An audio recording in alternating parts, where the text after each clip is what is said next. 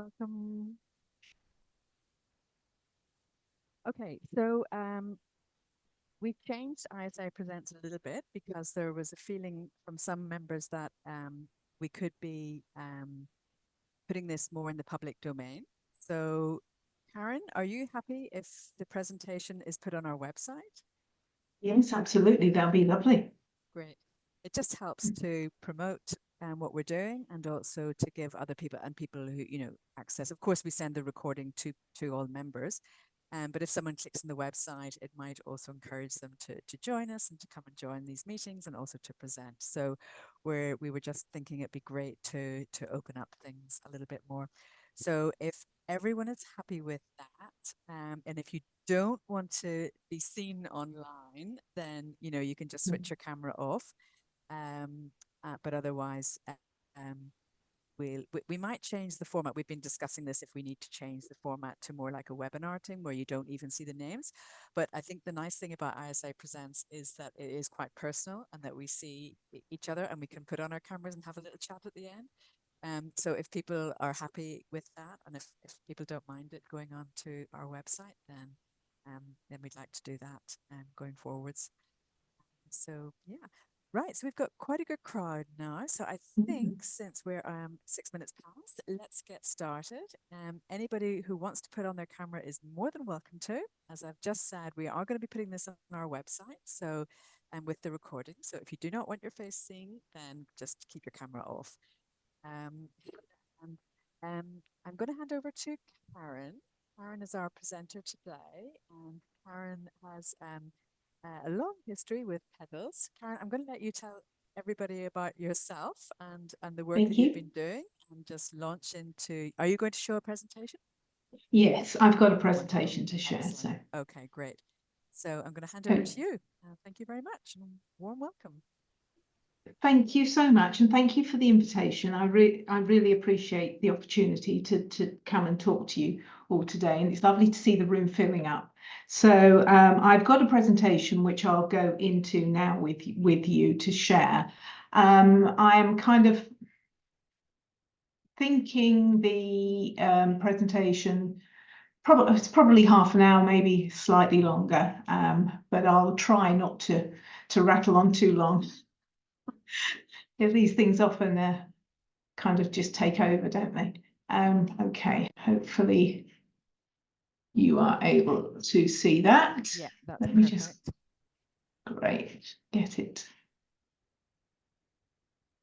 Okay, lovely, thanks. I've got a little film within the presentation, which I'm hoping is going to play okay. I've just clicked the thing to share the sound, so hopefully that will work. But if it doesn't, and you're all looking at something with no sound, please do shout.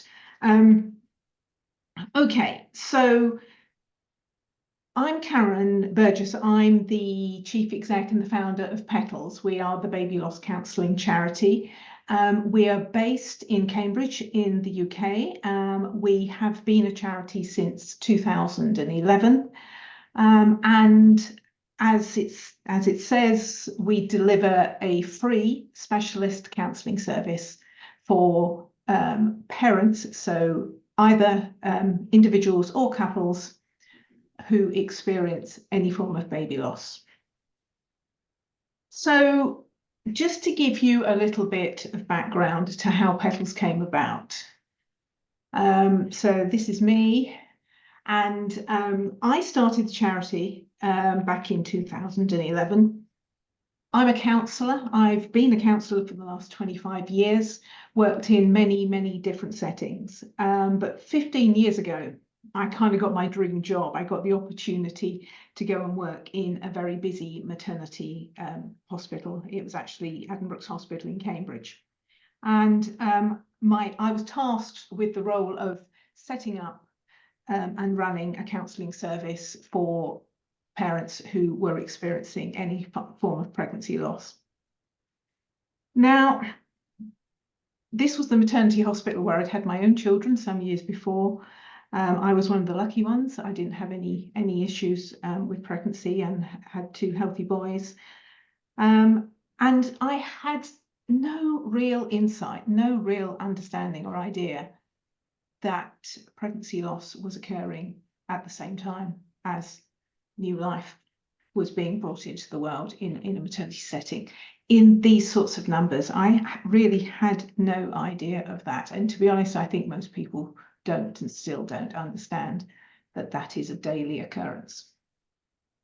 So very quickly, I sort of found myself in this place and in this world, a world which I've gone on to call the hidden world of maternity services, because it very much felt like that for me, that it was something that no one was really talking about.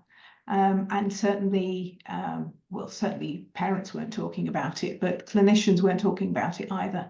It was almost something that clinicians felt a bit uncomfortable about, and I would even go as far as to say ashamed of sometimes.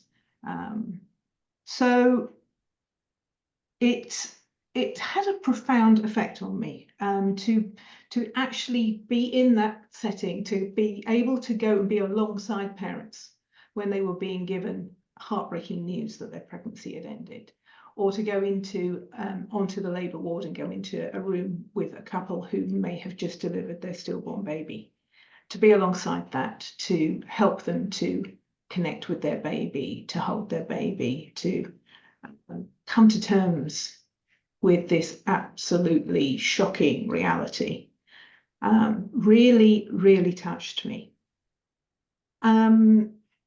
Deeply touched me as a woman and as a mother. But as a counsellor, it kind of captivated me. I was just so struck by the emotional impact of that, and curious to understand more about that. What really fascinated me was this sort of dichotomy of, being in a place which everyone perceives as being about joy and new life, and yet the deepest tragedies and sadness were occurring in the same space. And health professionals were having to go between those two spaces all the time, and were doing it without complaining, without really sort of challenging that, but accepting that that was the world they were in, that was the work. So yeah, as you can probably tell, it impacted me greatly. It still does. So 2 years into that job, the job ended. Not because I wanted that to end, but because it was the NHS, and as the NHS has a way of doing so often, it kind of made it decided that they didn't want to fund a role like mine anymore. Money was tight, and so I was required to close down a very, very busy counselling service and walk away from this work. I couldn't do that. Quite simply, I could not do that. I kind of felt like I'd been given a gift, and the gift was to, get exposure to this work, to be alongside these parents, to get a sense of what was needed there. And I felt I needed to do something with that gift. And so after much deliberation and consideration and talking to people, I decided to set up a charity so that I could continue to provide the counselling support that I had been developing through that couple of years in the hospital. And I could find a way of funding that and ensuring that I could still deliver that support free to parents when they really needed it.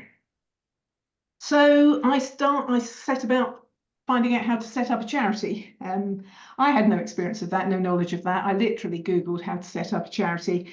And I literally just put one foot in front of the other. I just learned as I went. I had lots of people help me, lots of people give me advice. I managed to establish Petals as a charity in July 2011. And then after establishing the charity, you then have to gain charity status for anyone to take you seriously. That's not easy because you have to make sure you've got some money to do that. And also I had to find a board of trustees, which fortunately that wasn't difficult. I had lots of lovely people, professionals who wanted to come along and support me in this venture. So off we went. And as I say, funding was probably the biggest challenge. It's an interesting thing, asking people for money, when you're actually asking them to support something that A, they don't really have that much awareness of, and B, when you explain it to them, they don't really want to think about it. They don't really want to connect with it. They sort of almost like reverse away from it. And they certainly don't really want to talk about it. And what I discovered as I kind of like, you know, persevered and continued the conversation, that was very often because it was triggering something within themselves. It was triggering their own experiences of loss maybe, and experiences that they had buried, as we know most people do. And hence the stigma that surrounds this work. But I was very determined. I was very determined that I needed funding for this to be a viable venture. I needed, because I was not going to compromise on this being a free service. And so, you know, we just did everything we could to raise money. We held events, we made cakes and sold cakes. We walked, we ran, we cycled. We got donations off people. We applied for grants, and eventually we got to a position where we were able to apply for charity status and really begin the journey of Petals, launching the service, developing the service. And that's the way things have continued really since around 2012. We have steadily grown the service. For me, to make this charity sustainable, we had to connect in with the NHS. We had to connect in with public services. And so that has been a key focus of the work, developing that pathway and ensuring that we can get some funding via that pathway. And we are in a position now as a charity where 70% of our funding is coming through partnerships with the NHS. We also have built a strong supporter base.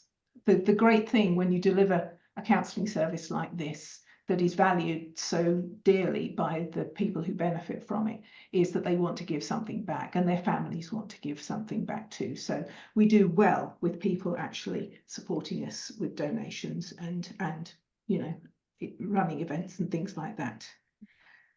We've also focused very much on training counsellors.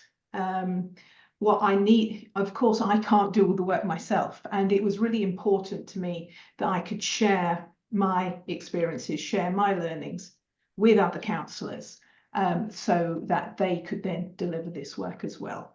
And so that's what we have put a big focus on, is counsellor training, bringing new counsellors into Petals. And yeah, we are in a position now in 2024 where we have a turnover as a charity of around, it probably will be around about £700,000 at the end of this financial year. And this is what we look like. This is the Petals team. We have 40 counsellors working with us now. We have 8 office staff, some part-time, some full-time. We have 8 trustees. And yeah, we deliver around, well, between 500 and 700 counselling sessions every month for individuals or couples. And we're supporting approximately 1,500 client cases every year, growing at quite a steep trajectory though, so that is changing all the time. So without question, it is the connection and the relationship that we nurture with the couples that we support that makes Petals special. We aim to be the next step of care for the bereaved parents once they leave the maternity setting and they face the world without their baby. We support that transition. We help them to learn how to live in a space that feels so empty.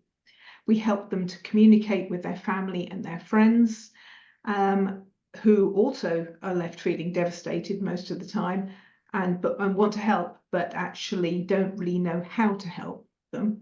And we help them to engage with their workplace. So many challenges that no one really is prepared for, but suddenly finds themselves in this situation. But most of all, we are there for them to talk about what has happened to them. We're there to be able to hear the anguish and the pain. to share the often horrific details of the trauma that they have experienced and support them to adjust and absorb this experience and their new reality. So that is the focus of our work, is about that connection with parents, getting alongside them and helping them to re-establish their lives. So in terms of actually what areas we support, we're supporting any pregnancy loss. So as you can see there, anything from an early miscarriage, we work with recurrent miscarriage too.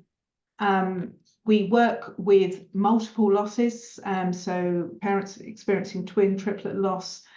A big part of our work actually is working with parents who go through a termination for medical reasons. Again, that feels like a sort of another layer of you know, the hidden world of pregnancy loss, and it's quite a complex area.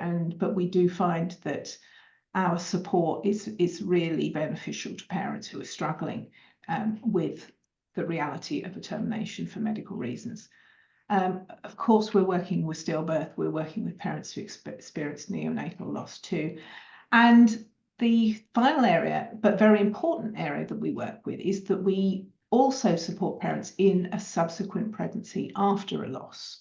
So for me, the work very much needs to continue in that next pregnancy. You can go so far in terms of supporting the loss after a pregnancy loss. But once there is another pregnancy, and most of the time there is, I'm very aware sometimes there isn't, but most of the time there is, the loss work sort of takes a different shape, and I think it's really important to be there for parents to facilitate their journey in that next pregnancy. Our vision as a charity is that every parent in the UK should have easy and timely access to specialist counselling following any form of baby loss. We do consider ourselves a national charity. We are reaching across the country. Our work is all online. It moved online during the pandemic for obvious reasons, and it has continued online. We actually find that our parents prefer that. They prefer to be in the comfort of their own home and to engage with counselling. They are more likely to turn up for sessions. They are more likely to really engage and benefit from the work. In terms of processes, now this is kind of the boring part, but actually it's very, very important, and we're quite proud of the processes that we have in place.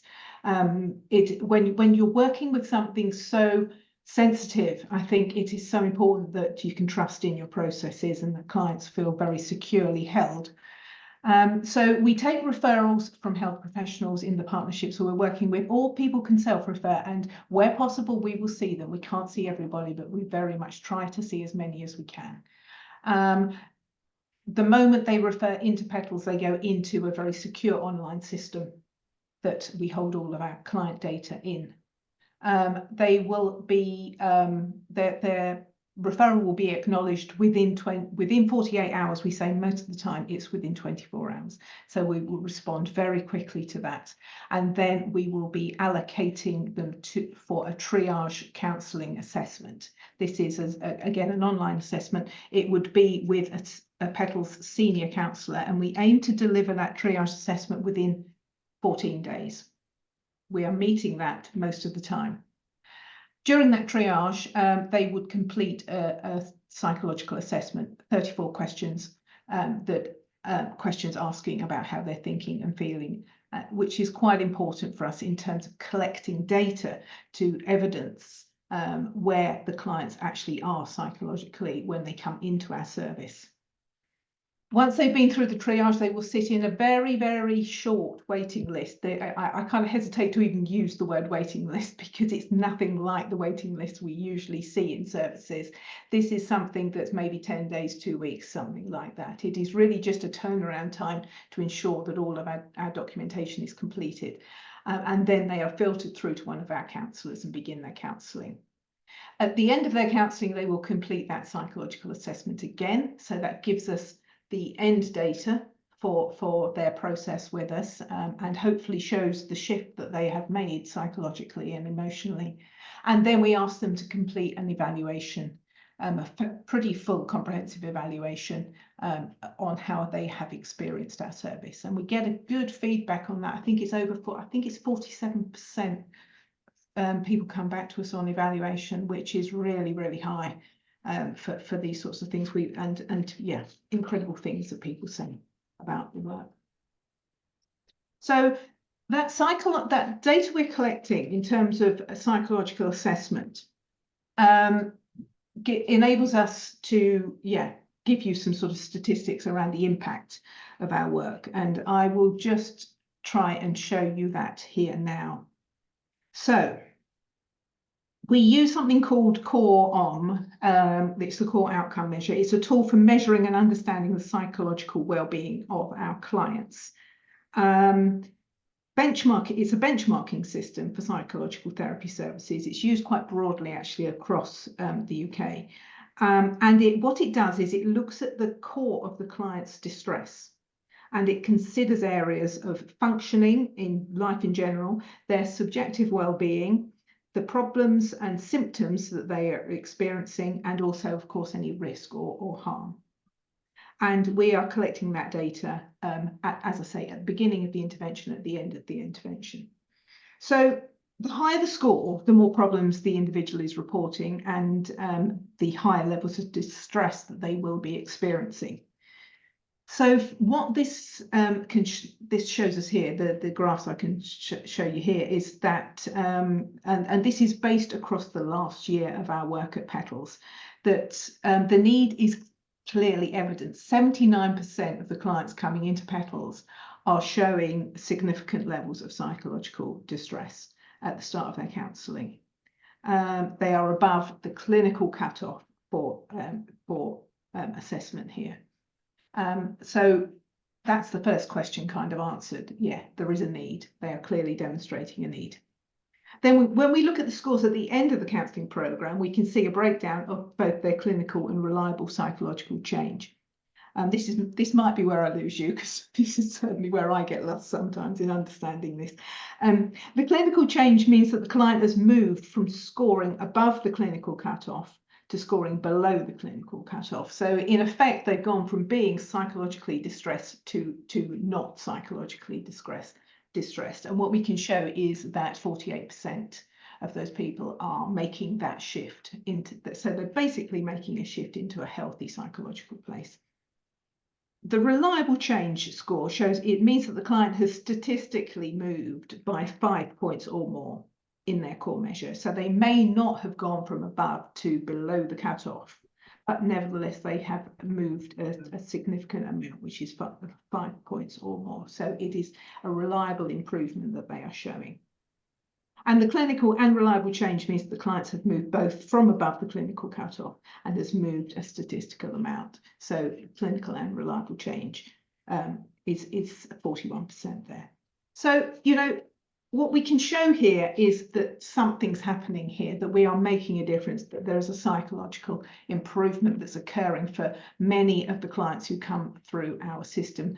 A, that we can show they need it in the first place, and B, we can show that there is some improvement. The other point I wanted just to share with you is this factor that we are working with couples. A high proportion of our work is with couples, and we encourage clients to come as a couple. Often it's the woman who will come as the dominant, will be the first person wanting to engage with the counselling. Usually it's the person who has experienced the pregnancy loss. But we all sort of invite them to bring their part. Somebody knows. Can everyone mute themselves while Karen is talking? Thank you.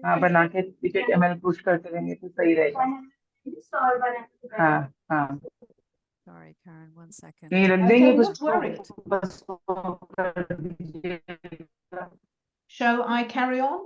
Yes, go on. Yes, let me just Okay, I'll carry on. Hopefully talk over. So yes, so the evidence tells us that 40%, there's 40% higher risk of relationship breakdown following any pregnancy-related trauma. And so this is why I wanted to make the point that we're actually able to work with couples. And I was thinking very much about the lovely presentation we had last month from Denise, where she talked very much about the importance of being able to support couples together after the loss of a child. And I think the term Denise used was that a couple that grieves together stays together. That is so that phrase has stayed with me, Denise, since you shared it with us. So thank you very much for that. The points I wanted to make around what we do with couples, so this is not traditional couples counselling. We are not looking to work with the couple's relationship as such, but what we are working with is the fact that a couple will have had an experience together. It's something that they have experienced together, but that they have experienced the same outcome, but had experienced it in very, very different ways. One of them will have actually have had a physical experience. The other will have been kind of a witness to that physical experience. So actually getting two people in the same room able to talk about that is really, really powerful, and helping them to hear each other. Yeah, it can be incredibly healing. So yeah, they have their own individual response to this experience, and they need to be able to share that, but often they can't share it in private because they're so afraid of upsetting each other. So I really do believe that the work we're providing when we can work with a couple is completely at its best, at its richest, when we can work with a couple together. So I want to now show you a little film. If this is a couple who have had Petals counselling service, they were actually my clients, and well, they say it all. They say it all. I'm hoping that this is going to work for you guys. I think we'd made the decision that we wanted to start having kids, and I think it happened quicker than we thought. It was exciting, just really exciting. There was no alarm bells or emergency appointments. No, it was normal. I didn't feel the baby move very much, and I remember Googling it, as you do. I remember battling with my head, do I go in and get checked out? I didn't want to be seen as a crazy person. And then the next day, me and Dave went to the cinema, and I remember sitting in the cinema and saying, baby's still really quiet. And Dave said, do you want to go back in? We can go and get checked out again. And I was like, no, we've got our 38-week appointment tomorrow. We can just go in the morning. And then we went in the next day, and I guess the nightmare started. A midwife came in with a student, and then I think she got frustrated and she was like, I just can't do it. So then the midwife came in, and then she said, I need to go and get the consultant. And even then, it never entered my mind. I remember saying to Dave, I guess the worst is that we might have to have the baby now. And I haven't got my bag. I remember being very non-present. I was doing emails on my phone or stepping out and doing calls. Other people, obviously looking back, weren't finding the heartbeat. Almost as it escalated and escalated and escalated to the point where a professor told us that we'd lost her. And he was scanned for a little bit, and then he just said, I'm really sorry the baby's died. So I remember thinking, they might have got it wrong. It might be, and it might be all right. I wanted to meet the baby, I wanted to hold the baby. The birth was pretty horrific. Oh, and then I remember them saying it's a girl, and I said to Dave, we've got a Vera. Witnessing Alice give birth to Vera was really tough, and we had to do Vera justice and give birth. And it was just a disappointment at the end that she was still not here. Yeah, I said I'm going to really need help after this. I don't know if I'll survive. Our bereavement midwife was telling us about some group therapies, and she talked about Petals. And I think later that day, I emailed Karen. I think we had our first session about a month after Vera was born, and I think it was the first time I felt calm. It was the first time I felt like I'd breathed properly. I remember squeezing Dave's hand, and I just knew we were going to be fine. We were going to be all right, and it wasn't going to take anything away or make anything worse or less. It was just going to make us better. I wanted to talk about her without feeling massive sadness. I wanted to tell people about her. Because when you have a stillbirth, no one ever asks you questions. No one ever says, how much did she weigh? How was the birth? Who did she look like? But Karen just helped us incorporate Vera into our everyday. And Karen and Petals gave us the mechanisms and the space to do that. So you felt like you could move past it as a couple without moving past Vera, so taking Vera with us and turning what is awful into something that, you know, we're going to be okay. We found out we were expecting Fred when we were on holiday. We had a session a couple of days after we got back, and I was desperate to tell Karen. It was a bit like, oh my God, how are we going to do this again? And 9 months feels like a really long time. And I remember at one session, I think I was about 30 weeks, and I said to her, I've packed 2 bags. I've packed for a bag if he's okay, and I've packed a bag if he's not okay. And I couldn't say that to anybody else. And it wasn't a shock or anything for her. It was just, okay. Because it's just so bittersweet to bring your next baby home.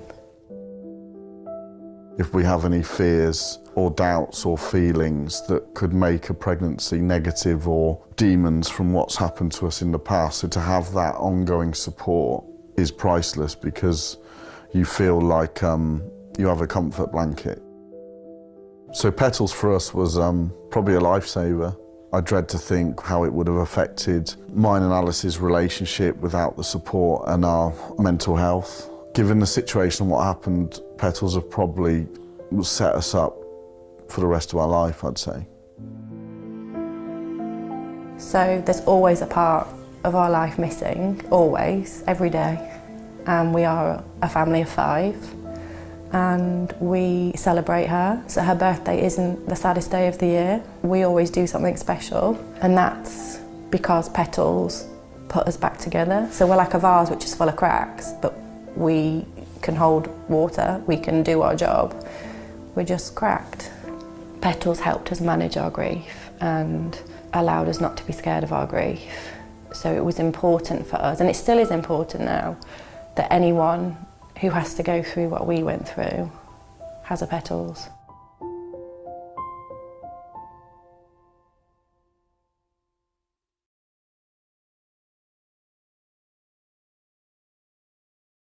Experience the superior taste and quality of Nespresso cap.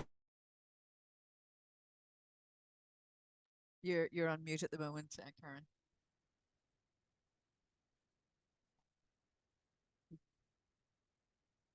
You able to unmute yourself, or I can unmute you? There we go. Sorry. Sorry, everybody. I'm going to continue to share my presentation. I was just wasn't quite sure how to get out of that. That sound worked perfectly for the video. Good, good. Oh, that's a relief. Thank you. Okay, so continuing.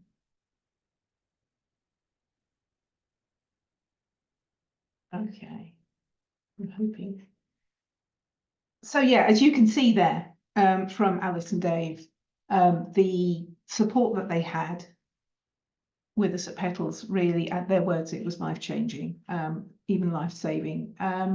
And it's not uncommon that parents are saying this to us, I think.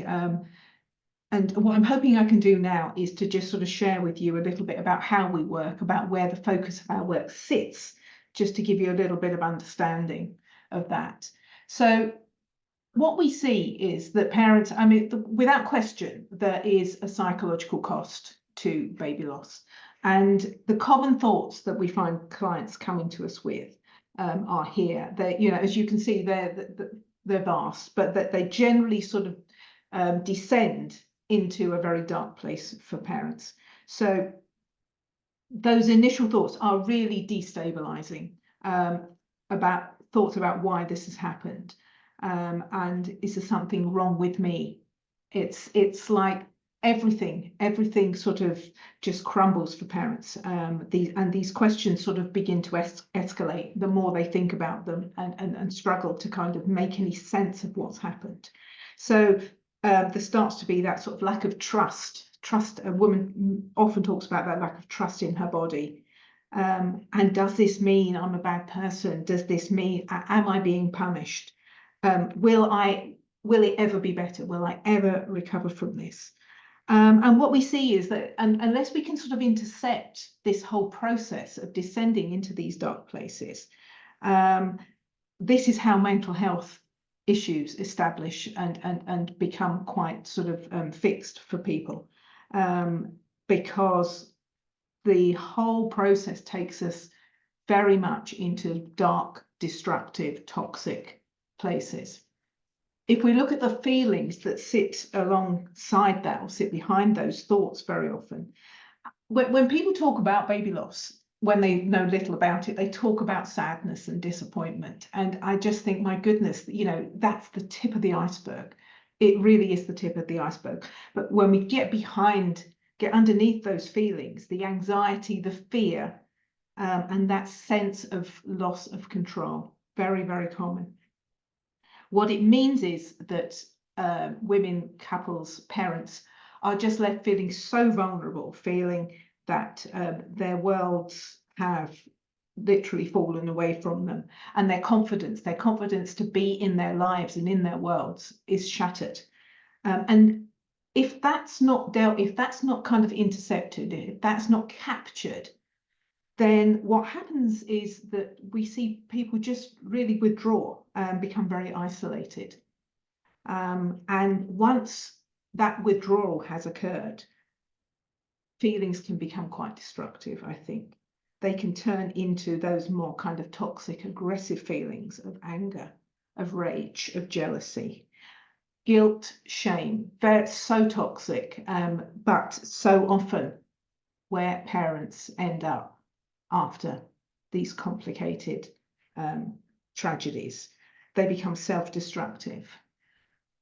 And where parents get stuck then is in this empty place of pain, where they are just yearning for something, yearning for the baby they've lost, and yearning to be parents, yearning to feel better and to be back in that place and on that journey that they thought they were on. So over the years, the months and the years of working with literally thousands of couples, myself and the people at Petals, we've worked really hard to kind of try and identify what it is, this phenomena we're working with, something that describes it, that makes sense, because I think if we can name it, we've got more chance of being able to, really sort of find something that works well to resolve it or to heal it. Maybe resolve is the wrong word. And certainly it gives us a basis to sort of do some research on as well, which I think is really, really important. So the place we've come to with this is the term traumatic grief. Now, when we think about what we mean by traumatic grief, it is where our response to a traumatic event actually it kind of interferes with how we grieve. And this is what I see all the time in bereaved parents, that their grief response sort of gets thwarted by their reaction to the shock, to the trauma, to the unexpected nature of what has happened to them. That sends them into a different space, which means they struggle to really connect at all with the reality of the place they find themselves in, and then to naturally go into a grieving state and release their feelings and their emotions. How do we recognise this in parents? So this is important, I think, that we can see that and we can recognise it. So one of the key things is this yearning to be reunited with the baby. I've worked with so many parents over the years, particularly women, who are just desperate to be with their baby and talk incessantly about needing to be with their baby, who will sit by gravesides, who will hold ashes, who will literally try and fill their empty arms because they need to be with their baby. Often we see parents who are struggling with the idea that their baby has died. It's an interesting one for me that we talk about baby loss, don't we? We use that word loss all the time, and I think it's a way of trying to sort of manage that struggle with death.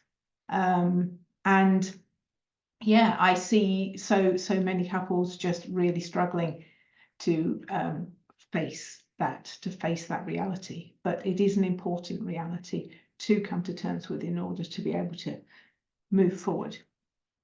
This shattered worldview, this sort of catastrophizing that we see all the time that comes with baby loss, for couples, it literally destroys their lives. Often we see, certainly the clients we're working with at Petals, young couples who had everything mapped out, had everything planned, and suddenly, you know, it's literally like a tsunami. It's like their world has disappeared because this was not on, you know, on the agenda. This was not on the radar. How can we find ourselves in this place? So that this sort of all hopes and plans for the future are just destroyed in these moments. And then what often results from this is these irrational fears and anxiety. Suddenly the world feels very dangerous. Everything feels threatening. We see, I've worked with many women who suddenly, you know, don't want their partners to go to work because they're convinced they're going to have an accident that day on the way to work. They don't want the children to go to school because something might happen to them. Yeah, it's all of a sudden things feel very threatening. And that deep, deep anger and resentment for others, anger and resentment for other families, other parents, people who are pregnant, this just inability to be alongside anyone who's pregnant, to hear the news of anyone who's pregnant, because yeah, it's just triggers something really deeply destructive for them. And as a result of that, it means their social functioning is impaired. They struggle to be around a lot of people. We also, I think it's important here to also talk about the impact of loss on a subsequent pregnancy, because as you could see there from the film, we're working with that too. It's the next part of the work for me. It's a very important continuation of the work. And so the focus for that for us at Petals is really around, you know, helping parents cope with that social isolation. So often for parents, there's this feeling that I just need to be pregnant again. I just need to get a positive pregnancy test and I will feel okay. I will feel like I'm back on track. But of course, that isn't the solution. So as Alice said in the film there, you know, it's like 9 months is a long time. And that fear, that sort of instant sort of connection again with the isolation and the terror of their loss is present, and that's what they have to live with. So all the normal things, all the normal joy and celebration of pregnancy is gone, and it can't be retrieved. An intense fear constantly, every day, that something's going to go wrong, every day. And then this kind of avoidance of any triggers that might remind them of what's happened before. So this kind of struggle with wanting to be reassured with scans and checks to make sure the baby is still there, but at the same time being terrified of going back to the hospital, being terrified of going back into the same scanning room, seeing the same doctor, seeing the same sonographer. All of these things just make it so challenging. And of course, the utter obsession that comes with this, of needing to check everything on a regular, hourly, minutes basis, because that fear that suddenly their baby may no longer be there. And just to sort of give some context to that, this is a quote that a mother gave us as she talked about trying to attend an antenatal clinic in her pregnancy, having had a previous pregnancy loss. Something she said will stay with me for a long time. She said, "I felt I shouldn't be there. My sadness and loss might contaminate the others." They talked about the colours of buggies and breastfeeding and sleeping tips, and I just wanted to scream, "All I want is for my baby to live." You know, it says it all, doesn't it? So at Petals, our model, I'm not going to go into detail about this, but I can give you sort of the structure of the model. It's a simple model. We're working with a minimal sessions. We're working usually with a triage assessment appointment and then 5 counselling sessions. Sometimes we're able to offer more. In cases that are very complex, we will offer more. But the model remains the same. And the model is this first stage, which is very much about getting to know the client and building rapport with the client. It's key. You have to connect with the client, that they have to feel understood, they have to feel safe, they have to feel they are in a secure place to really explore this, this experience. The second stage of that model is very much about helping our clients to understand what grief is, to understand that, trauma impacts on grief, and therefore that might be why they're struggling to actually feel what they need to feel about this. And in that process of talking that through, we look at things, the ways they can support themselves, because I think often people forget that actually they are quite resilient and they do have resources within their own lives to cope. So we help to focus them on that.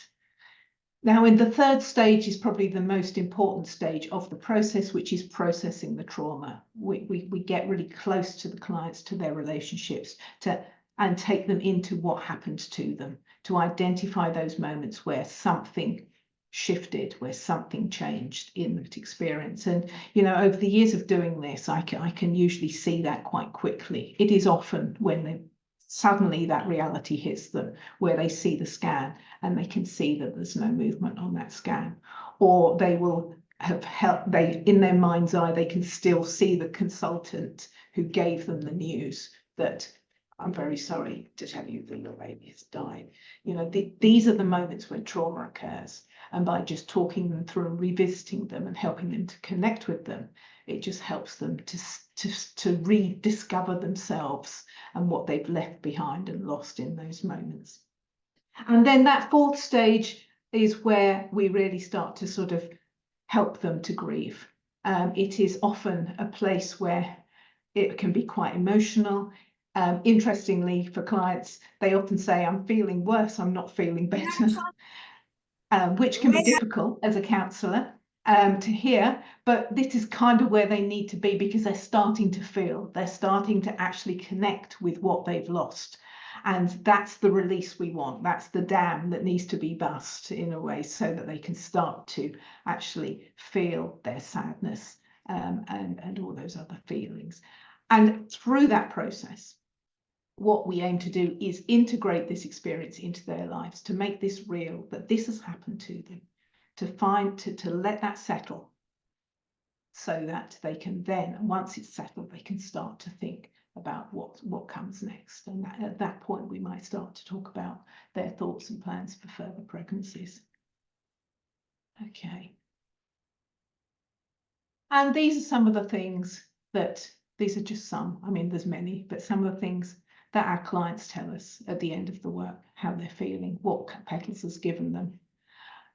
This one here on the left, I'll just read to you. "With every session, I felt different, stronger, braver, and less afraid of the hurt life had given me. By session 4, my counsellor had guided me through my journey and treasured memories of my daughter. Slowly, we unpicked all the feelings and thoughts I'd had, that had never been said out loud before. And this is when I found my peace. So, you know, you can see by the words that people are giving us here how touched, how transformative this experience of counselling can be for them. I wanted to just quickly slot this in before I finish, just to talk about the kind of the financial aspect of the work that we're doing. We had an evaluation of the financial costs of commissioning Petals counselling model back in 2018. Things have changed a little bit since then, but quite simply, what this independent evaluation by the Centre for Mental Health in London was able to tell us and share was that to provide Petals counselling support for every stillbirth in England and Wales in the previous year, just stillbirth, that was all we were able to base it on, but for every stillbirth, would provide a net saving to government, to society, of 8.6 million. So, you know, pretty mind-blowing, really, isn't it? We've been able to share that many times to many significant people in government and across NHS services. We still struggle to get that funding, but we continue on that mission. And as I close, I just wanted to share with you other resources we're able to provide at Petals, which is we have Facebook pages, which are closed Facebook pages for Petals dads, for grandparents, and generally for Petals clients, all very accessible through Facebook. And then finally, some training that we provide for counsellors or other health professionals who want to be able to provide this specialist support to bereaved parents. That is running. It's an accredited CPD training that we're able to provide across 2 days. Okay, I think that is about it from me. I think I've gone a little bit longer than expected. I'm hoping that isn't a problem. Thank you, everyone, for your attention. Not at all, Karen. Thank you so I will much. stop sharing. Thanks so much. Yeah, you can stop sharing your screen.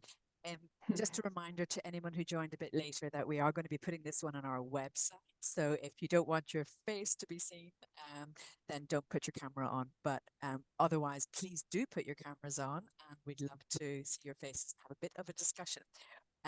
We are nearly at the hour, but in fact, for anybody who's got time to stay on, please do. There's a few questions in the chat, and Sue is my co-board member on in ISA, and so sorry, I didn't even introduce myself at the start because I'm signed in as a stillbirth CRE host, they host our meetings for us. So I'm Paula Quigley, for anyone who doesn't know me, the chair of the ISA board, and Sue's our secretary, and does very similar work in the States. So I think we've got a lot of people on this call who those messages and your presentation will resonate so much with. I think it speaks to all of us and the work that we're doing in ISA and the work that many of our partners are doing in actually providing services and counselling, as Sue is. Hi, Barty, love to see you. Oh, cameras are flashing on and off. Hi, hello, Paula. Yeah, and we've got still lots of people online still. There are a few questions in the chat. I'm unfortunately going to have to jump off for another meeting, but Sue's going to continue managing the conversation for another few minutes because I think it'd be great to give people the opportunity to ask their questions. Kathleen, there are a couple of questions from you. I don't know if you want to unmute yourself and say them, or we can just read them out. And there's a couple of questions from other people, but it was basically about the which assessments are you using for your psychological assessments, or have you created your own one? So, Kathleen, do feel free to unmute yourself, and you have another question there as well. If you want to ask that in any other way, please go ahead.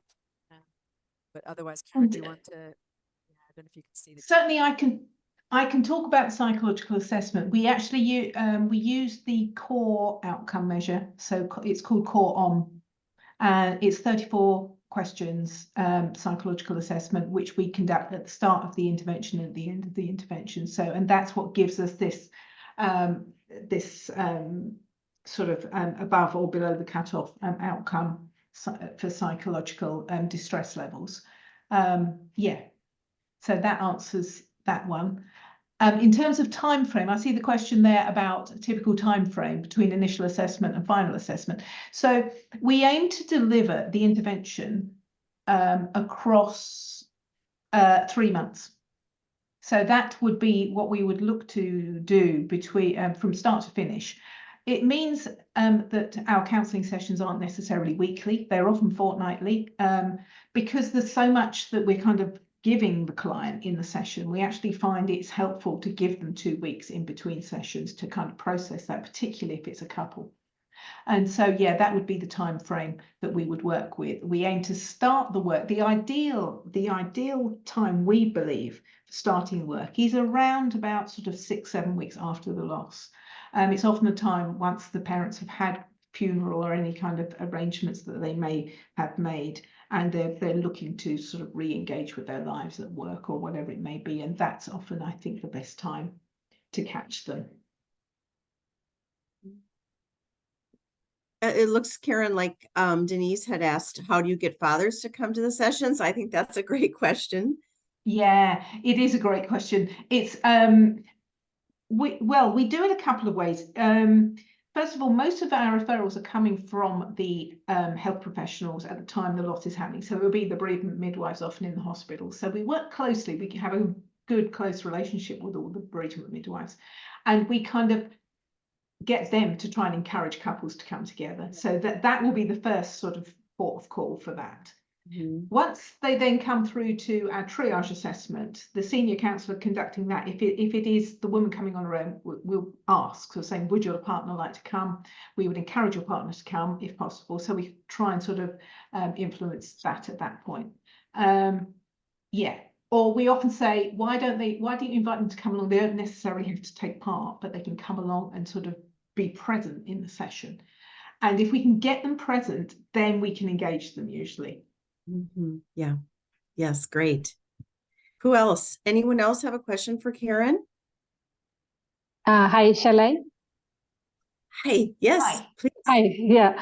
Hi, Karen. It was a really nice presentation, but I would like to know, see, I am an obstetrician and you are a counselor. So what difference you found in your counseling? What was missing in their clinical treatment when they were treated in hospitals? What exactly was missing? How do you suggest that what should be done so that the grief of such bereaved parents can be, somewhat as compared to, definitely you people are the expert in counseling.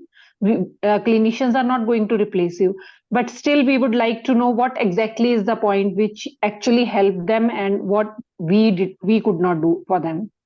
I think that's a great question, actually. And you see, the thing for me is it's about the trauma. It's the trauma that the clients bring with them, and often the trauma, I mean, we can't help the trauma happening. We can't give them bad news without traumatizing them sometimes. It's inevitable that's going to happen. But I think if the clinicians can be really mindful of that trauma and really mindful of how that is going to impact those parents, then that actually can begin to facilitate the processing of that trauma. So I think it's about that. It's about always thinking about that what you have to tell them and share with them is going to be traumatic, but actually thinking about that, thinking about how they receive that, checking in with them, and normalizing their response. That to me is so often is to say, yes, of course you're going to feel like that. Of course this is a shock. Of course you don't know how to feel, how to be with this. And the more we can normalize that, I think the more they can let themselves actually be traumatized, and then they can, the process almost like begins at that point. The other thing I would say when working with a couple is really encouraging couples to kind of recognize where each other is.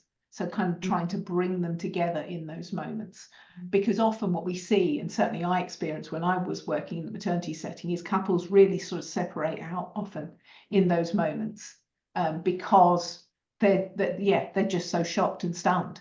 They kind of retreat into themselves. So just helping them to be aware of each other in the room. Mm-hmm. Thank you. So are you doing any interventions also? It is just a counseling, or are you doing anything else to decrease their trauma? Do you have some evidence-based data or your publication where doing some intervention to reduce their grief? So our intervention, we are looking to get that evidenced at the moment. Yeah, we've got some sort of projects on the go at the moment to be able to clearly evidence the impact of that intervention. Lots of work to do there yet, though. Thank you. Thank you. Anyone else? It looks like Heloisa said, Karen, do you work with children?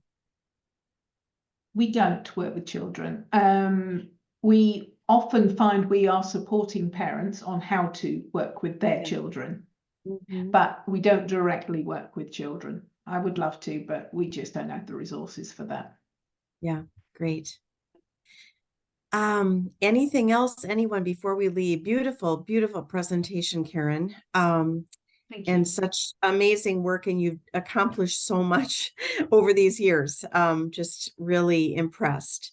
Any other questions before we say goodbye?